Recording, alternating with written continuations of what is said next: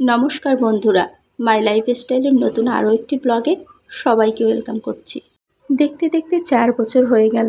সময় কত দ্রুতই না চলে যায়, কিন্তু জীবন কারোর জন্য থেমে থাকে না। সময়টা ছিল 2021 সাল, দিনটা ছিল শুক্রবার। তখন চারিদিকে করোনার প্রভাব, মাঝে মাঝে লকডাউন দিচ্ছে। আমরা সকলেই তখন বাড়িতে ছিলাম। ওই সময় আমাদের প্রতিটা মুহূর্ত, প্রতিটা দিন আমরা টেনশনে থাকতাম। প্রতিদিনকার মতো শুক্রবার সকালবেলাটাও ঘুম থেকে উঠে সমস্ত কাজকর্ম করে রান্নাবাড়া সেরে সবাইকে খেতে দিচ্ছিলাম। সকালে ঘুম থেকে উঠেই ফোনে প্রতিদিন কথা হয়। আজও সকালে কথা হয়েছে, সব কিছুই ঠিকঠাক ছিল। কিন্তু 8:30টার দিকে হঠাৎ করে আমার ফোনে একটা ফোন এলো। ফোনটা তুলে কথা বলতেই আমি স্তম্ভিত হয়ে গেলাম। মাথায় আকাশ ভেঙে পড়ল। আমি কি করে কথাটা সবাইকে জানাবো, সবাইকে বলবো, সেটাই আমি বুঝতে পারছিলাম না।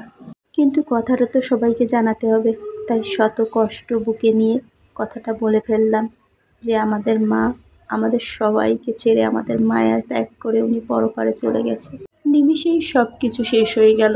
আমরা কিছুতেই মানতে পারছিলাম না যে মা আর আমাদের মাঝে নেই। ওই মুহূর্তটার কথা মনে পড়লে আজও আমার ভেতরটা ভেঙে চুরমার হয়ে যায়। আমার শাশুড়ি মা খুব ভালো একজন মানুষ ছিলেন, যদিও আমি তাকে খুব বেশি দিন কাছে পাইনি। সবার মুখ থেকে শুনেছি এবং আমি যতটুকু দেখেছি, উনি মানুষ খুব ভালোবাসতেন, যার জন্য আমাদের বাড়িতে সব সময় অতিথি থাকতো। আমাদের এই পরিবারটার পেছনে আমার শাশুড়ি মায়ের অবদান ছিল অন্যতম। তার সন্তানদের লেখাপড়া শেখানো, মানুষের মতো মানুষ করা, এগুলো সবই ছিল আমার শাশুড়ি মায়ের অবদান। উনি লেখাপড়া জানতেন না, কিন্তু প্রতিটা ছেলে মেয়েকে উনি শিক্ষিত করেছেন, মানুষের মতো মানুষ করেছেন। আগামীকাল আমার শাশুড়ির মৃত্যুবার্ষিকী, তাই ছেলেকে নিয়েই দুপুরবেলায় বাড়ির উদ্দেশ্যে রওনা দিয়েছি।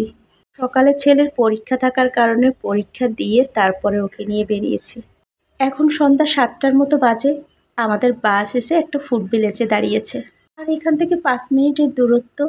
তারপরেই বাস থেকে নেমে পড়ব, আর তারপর একটা ইজি বাইক নিয়ে চলে যাব। বেশি সময় লাগবে না, 10 মিনিটের মতো পথ ইজি বাইকে। ফুড ভিলেজে আমি নেমেছি, কিন্তু ছেলেটা আর নামলো না। ও কি কি খেতে চায় সেগুলো কিনে এনে দিলাম।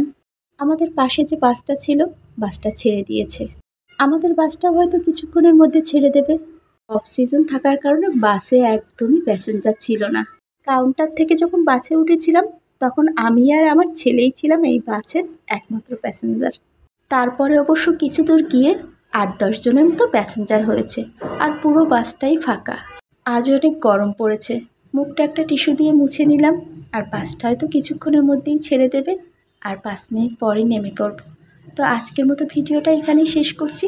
নতুন ভিডিও নিয়ে খুব শীঘ্রই দেখা হচ্ছে। সবাই ভালো থাকবেন, সুস্থ থাকবেন। আজকের মতো টাটা।